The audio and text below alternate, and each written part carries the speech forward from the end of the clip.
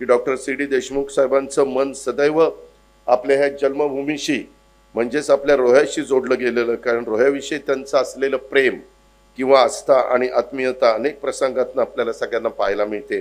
आपल्या गावाचं रोहा हे नाव, तिथले संस्कार आणि तिथल्या आठवणी हे त्यांनी कायम स्वतःच्या मनाच्या कप्प्यामध्ये जपल्या आणि याची जिवंत साक्ष एक विशेष उदाहरण द्यायचं झालं तर सी.डी. देशमुखांचं जे लंडनमध्ये वास्तव्याला होते, त्यांनी तिथं बंगला खरेदी केलेला होता आणि त्या बंगल्याचं नाव देखील रोहा असंच त्यांनी त्या ठिकाणी ठेवलेलं होतं. परदेशात राहून देखील आपल्या स्वतःच्या गावाचं नाव जपावं, त्याचा सन्मान त्या ठिकाणी त्याला द्यावा, ही वृत्ती खरोखरीच अलीकडे सर्वांनाच, तुम्हाला मला पुढच्या पिढीला प्रेरणादायी अशा प्रकारची आहे.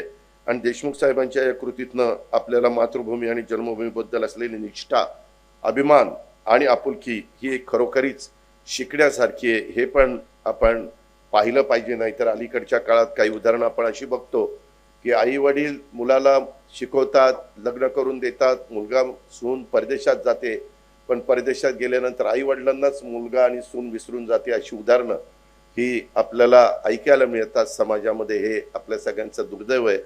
परंतु त्याकरता देखील सगळ्यांनी आत्मचिंतन करण्याची नितांत गरज आहे.